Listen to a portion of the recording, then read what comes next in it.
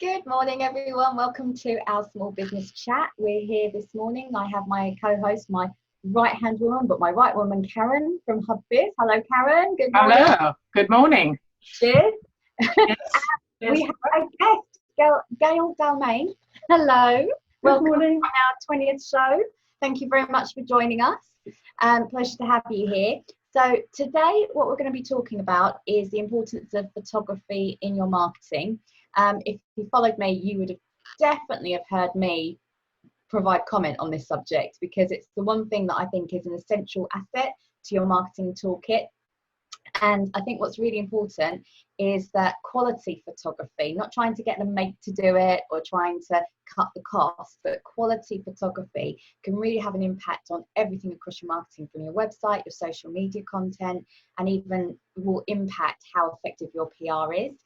So what we wanted to do is bring on a photographer expert here, Gail, our very own one here, and perhaps Gail, you specialise, Karen, if you want to explain how you and Gail know each other and provide a bit more background there, and Gail, we can hear more about you and your business and what type of photography you would do, that would be wonderful, and provide some tips, any top tips that you might have for business owners that you work with that would want to use your services.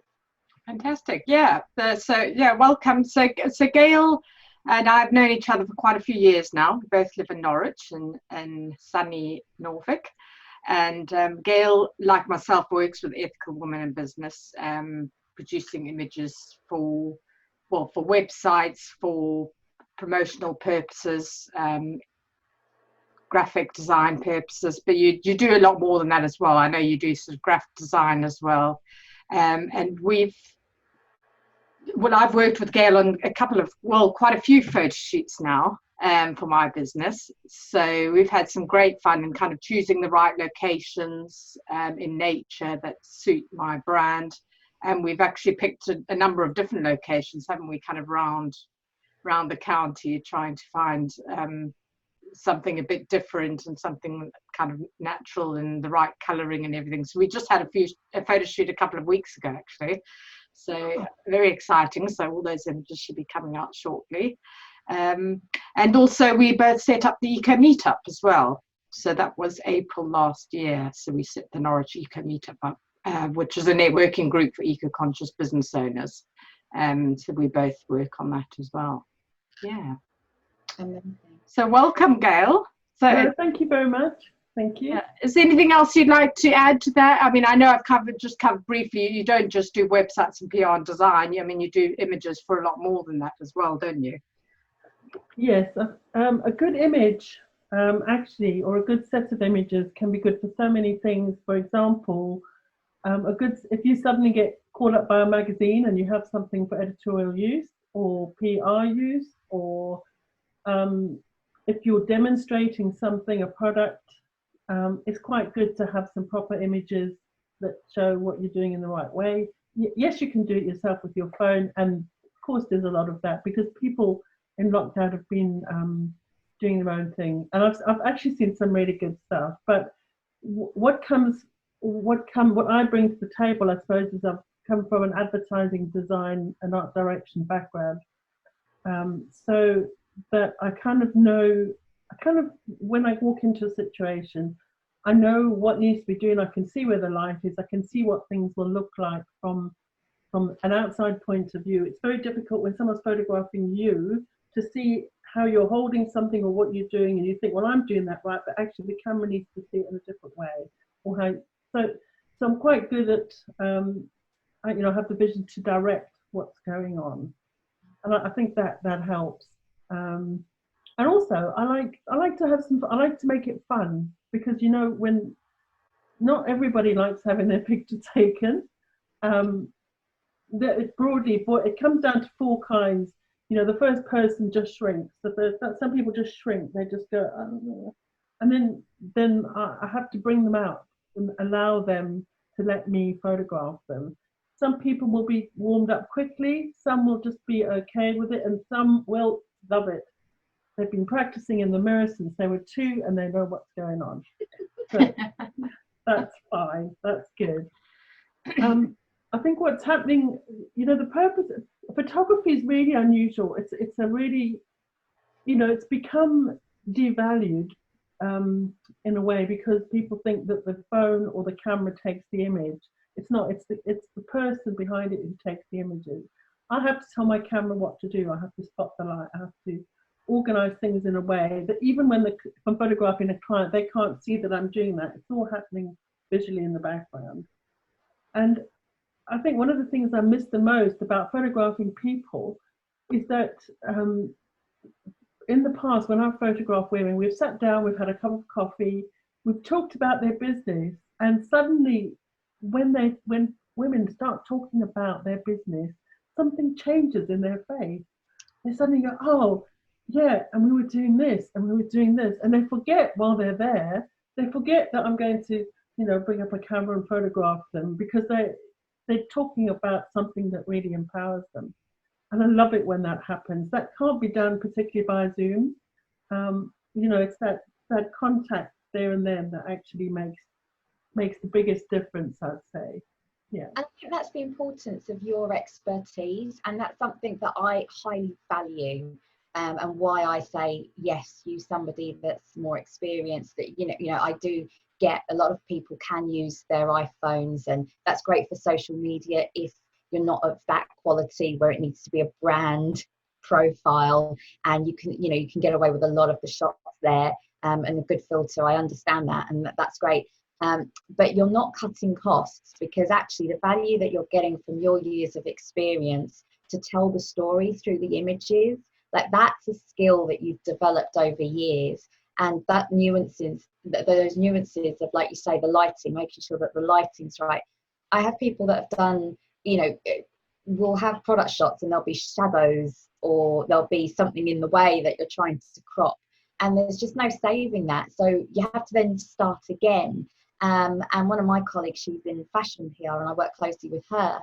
And the amount of times that clients have just rushed off to have a shoot, no consultation and no experience. And then it's an expensive, it's a cost there to then have to scrap to do it again, because they didn't have the right guidance in the first place that you can bring to something.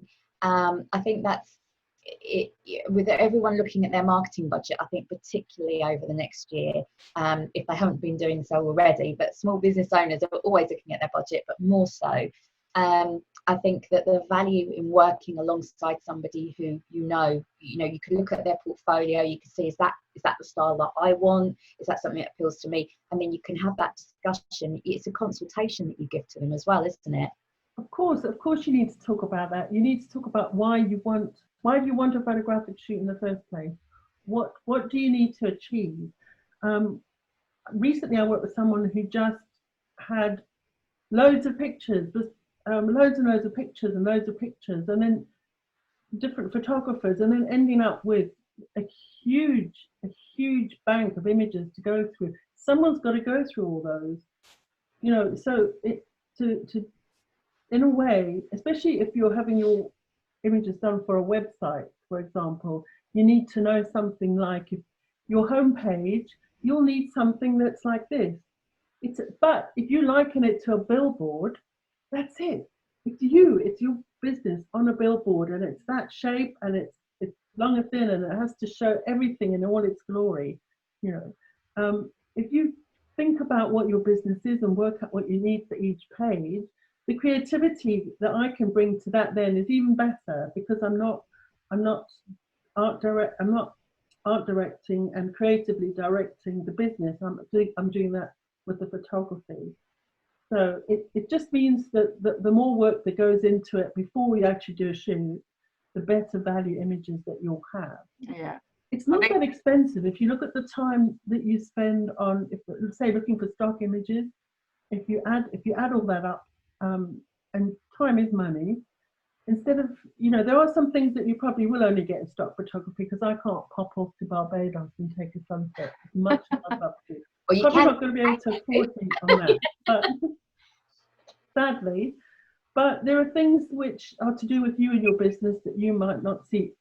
One of the things that actually I still am very proud of is, I photographed a lady, and she looked at her image and she said, I don't smile like that. That's not me. And I said, you do. It's because it's not practiced in the mirror. That's you being yourself, being authentic. And, I was very, very proud of that. Yeah. No, I think, I know, and I've experienced many, many shoots. I think we've probably done about 5 or 6 different locations. And when we went to the last shoot, I was very specific about one, and we talked it through a lot. We went back and forth. We sort of, you suggested some venues. You went and did a recce on that as well. I think this is the length Gail goes to. So, which is why I think it should really put the value of that up. And she said it was perfect for the kind of shots that you're looking for. It suits your brand and personality. And then I was like, I had an image of what the color and that I wanted to get, isn't it? Kind of that sort of spring bright green colors with nature in the background. And this was what I was trying to achieve. And I actually took screen grabs of the website, I think, and sort of put them against different images to show what I liked and what I didn't, and sent it to you. And you were like, oh my goodness, perfect, because this is just what I need. It gives me a really clear brief. And I've worked with Gail and, with a lot of clients as well. And it's like knowing, if you've got a banner image on the top of the site, that you need to take that into account, because quite often people take sort of these square or 4x3 images. Well, as soon as you crop that for a banner, it's like looking through a letterbox. Your face is going to be right up to the screen like that, and there's full the whole banner, and it just looks really bad. So I mean, Gail knows this, that you've got that banner, but you can also crop that to work in the page as well. And I think that's quite an art, because there are many photographers who say, yeah, I understand that, and they get the briefing, they come back and you try and crop it and you can't.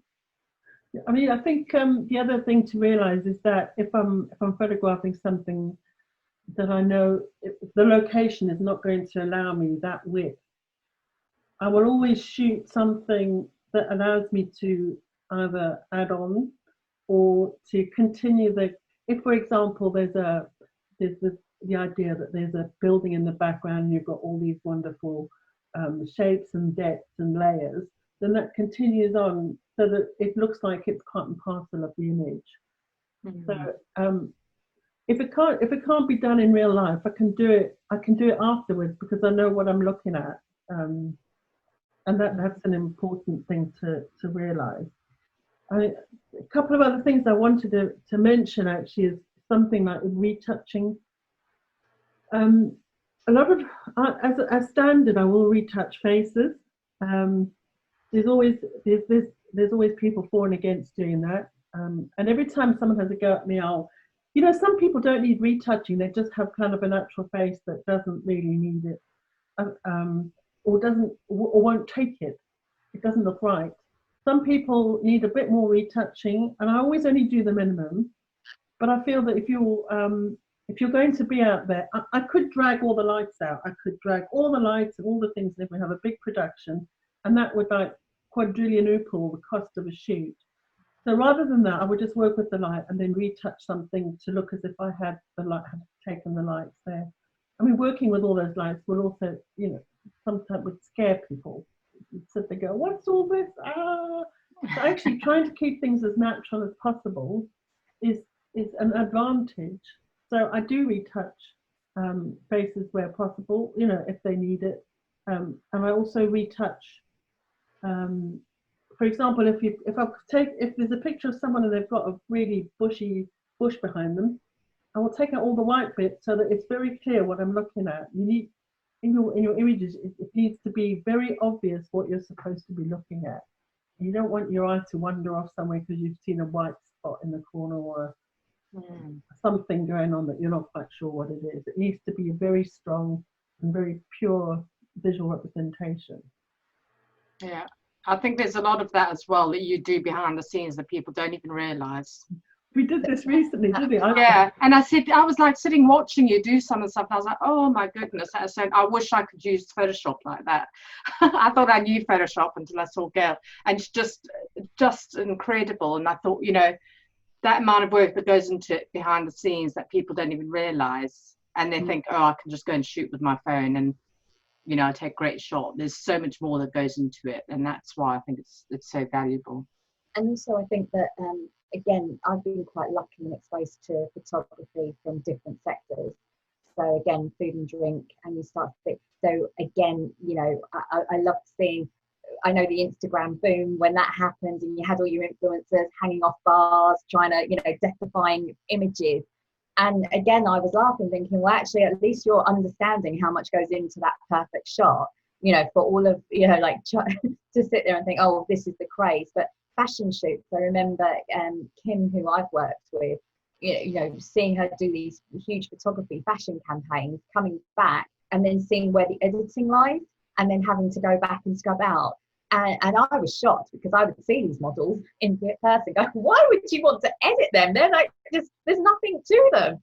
And then, you know, and like you say, Gail, I'm wondering if you work with women, if the retouching is something that you found you've had to do more for you know, for females, because they're so nervous, aren't they? I think that women, like, you bring that confidence out in them whilst they're doing the shoot, and it's a natural confidence. Whereas I think a lot of them might see it. I remember working with a photographer, and the lady, she was just like, oh, don't shoot this. Oh, no, that's not my good side. Oh, I hate having my photography taken.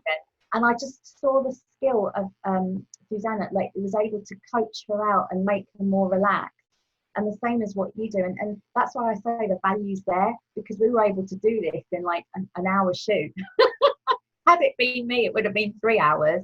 But do you find that it's more women that need certain services to coach them out, or do you men as well? Like, do you work if other subjects that you might be working on? Well, look, I retouch men as well, and I just don't tell them because they're less likely to respond well to that.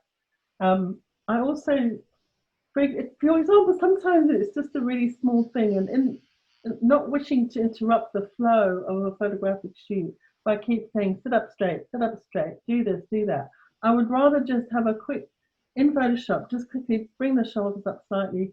It doesn't have anything, you know, it doesn't mean that they keep thinking, I don't want my clients to go away thinking, oh, a slouch, even if they do. I want them to come back thinking, oh, actually, I had a really good time and that was fun. So I tend to leave smaller things like that to the retouching side. For example, quite often with ladies, I'll just up the boobies a bit, in the waist a bit, just so tiny. I've seen it. Wow! Removing the double chin as well. That goes in a bit. I know, but it's very small things that you wouldn't even really notice, but they just make a big difference visually. Yeah, but I you know, being on your shoots, and I don't mind being told sort of, you know, you laugh when you're doing it, because it's sort of like, look left, look right, okay, head forward or something, sit up straight. And I don't mind doing it because we know each other. Okay. And I think it's really good, because you forget, and you're sitting there and you get very relaxed and you're slouching, or you're sitting like this. And when you see the difference in the photographs afterwards, you know, when you're just showing them, and I thought, oh, okay, you can suddenly see when you're sitting straight or back, or when you're putting forward, it makes such a big difference. So one of the big things is to try and get is people tend to do this, and as you know, get all of this. And so the idea is that you look like you're going to you headbutt someone. Say, come on, headbutt me. And it's just that it makes them laugh, but they don't get the idea that just that ever so slightly moving forward gives them a longer neck, gives people a longer neck, and actually makes a difference in the way that the light hits their face. So it's all fun. It needs to be fun. It's like a little choreography. So we do this, and we do that. Karen, you'll know now. Sometimes you know what we're going to do without me telling you, because you've done it a few times. Yeah, we just. But I want it to be as natural as possible. This isn't a fashion shoot. I don't do fashion shoots in that way. I work with people who want to look authentic and natural. It's not to say I can't. It's just something it's just I like people to. I love the idea of someone having an image of them, and in 50 years' time, they can go, oh, that's really nice of me. They're not going to say, oh my God, I was retouched to the hilt there, wasn't I? It's just something that makes them feel good about themselves and they want to share it. So it's, and also have confidence to promote themselves, because obviously that's the image that's going on the social media feeds, that's going on their website, that's going on their, you know, if they're doing any speaker opportunities, they're going to need that profile, that bio. So I think that, like you say, if you're providing a service and an asset that they're really proud of, and they really see themselves in it, and they think that's the best version of me, that's great, because that will give them the confidence to do more of it. Because we all know that when you post yourself, like I noticed this on social media feeds, that if you post a picture of yourself and you're talking about yourself, or you're doing one of those posts, that people like to engage with that. It's like, there you are, you know, and it's a nice little like, or, you know, and you do see it, but it gets the engagement up because people want to see that authentic you as much as you need to portray it. So I think it's particularly for your style of how you help women in business. I think that is such an important service, and definitely something that we should value and understand that it costs is relative. Like, you know, I think photography costs are a scale, aren't they?